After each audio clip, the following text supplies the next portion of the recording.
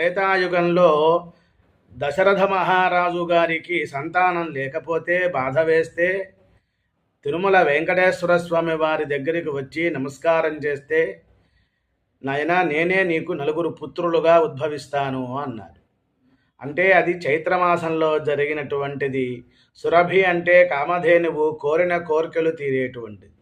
ఆ సమయంలోనే పుత్రకామేష్ఠి యాగం చేయటం, అదేవిధంగా చైత్రమాసంలో విలంబినామ సంవత్సరం ఆ సమయంలో నవమి నాడు శ్రీరామచంద్రస్వామి వారు ఆవిర్భవించారు.